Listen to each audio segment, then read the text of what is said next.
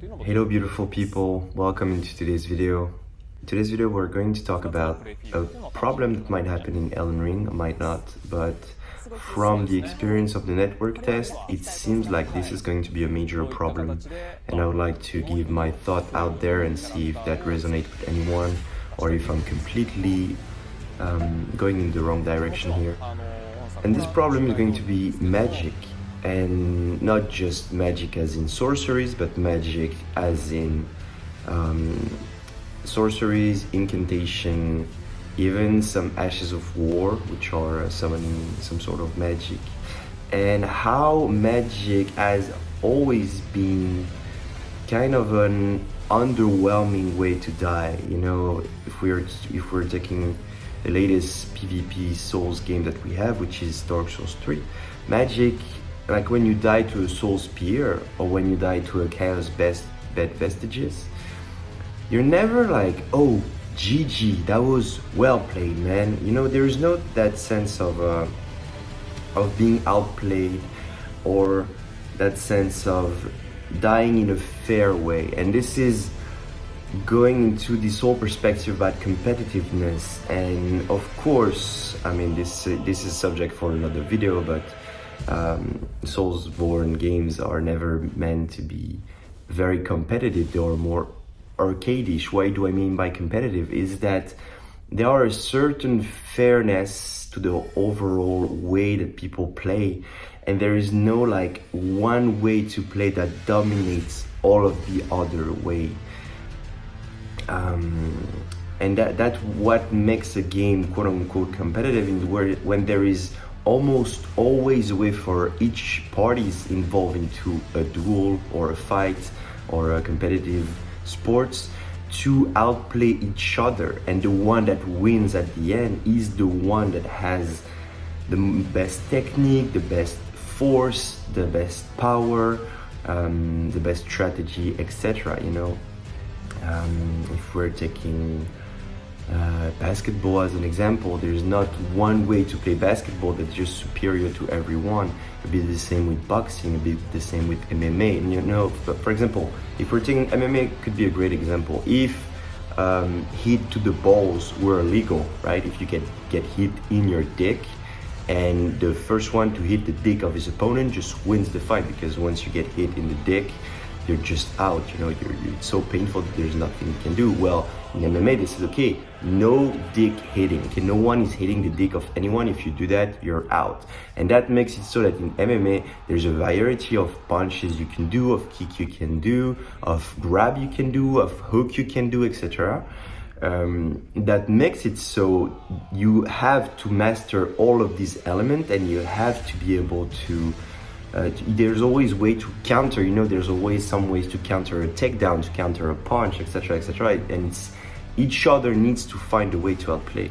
And that's the problem in games that are quote unquote not competitive enough. And that's the whole problem with gaming in general, because it can be a sport, but it can also, and is most than a sport, it is an entertainment product. So the idea is to cater to most people, and that's why in two games that I love, which are Dark Souls 3, Bloodborne, etc., and also Destiny 2, once you try to take them very seriously, the way for fair competitiveness is not really there, right?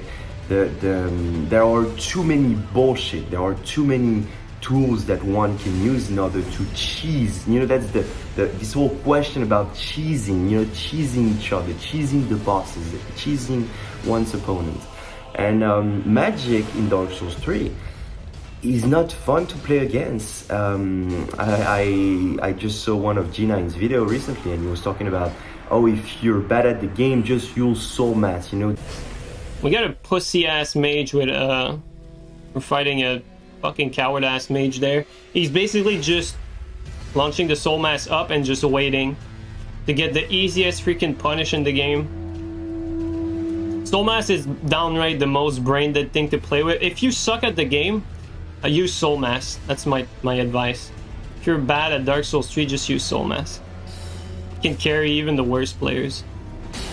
Give any player soul mass and that's it, he can compete, you know, he can fight. I'm disrupting a bit his words, but I'll probably integrate them into this video.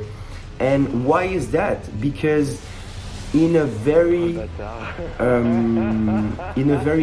very safe place, so from afar, you can shoot the spells that are aiming for you, and that's a big plus. That's why in some FPS, we could say, yeah, it's like an FPS game, right? From afar, you are aiming your sniper, your gun or whatever, your auto rifle, then you're able to shoot the person. But the problem is that you don't need to aim those soul mass. And that would be great actually if you could free aim them, you know, and be very precise. Then you'll be rewarded with your precision if you get a headshot, a body shot, a toe shot, etc. The problem here is that the spells, and the spells I'm referring to that we've seen so far, are Beamstone Arch. We also have some Beamstone Wave. We're probably gonna have some variation of the Soul Spear spells. You know, I'm thinking about the spell with the bow that we see in the trailer, and some incantation that we've seen. You know, I'm thinking about the roar from the dragon that can do tons of damage. And there's also probably many more spells that we haven't seen that are probably very strong. And that brings me to my point about why am I bringing this? Because in my experience as in the network test, and my experience as a Dark Souls 3 invader, I can see where this is going. I can tell you right away, ganks are going to be filthy, and they are going to be even worse than before. Already fighting a gank in Dark Souls 3 when they have a lot of magic can be awful, because even though, let's say, you face a 3-man gank, you know, you can definitely manage to play against even two good players. You can manage to get 2 good players, you know, getting them with the melee, some great sword play, some curved sword play, etc.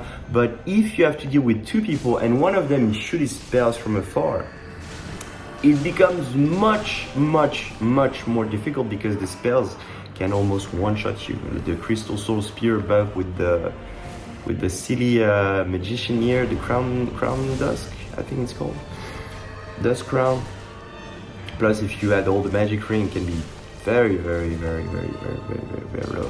strong. And yeah, it's just a little bit of my fear, but it's also, you know, it's also great that we have some very good magic, because it's going to make the game a lot more fun. And, you know, maybe there will be ways to counter magic. Maybe there will be some type of armor that protects you from magic, some spells that are protecting you from magic. Maybe there will be you know, ways to deal with it. And why am I bringing this up? Because we could say, okay, magic was already a problem in Dark Souls 3. Yes, but you had to spec very specifically into a spellcaster if you wanted to use magic. However, here we're seeing from the network test that anyone can have access to certain magic.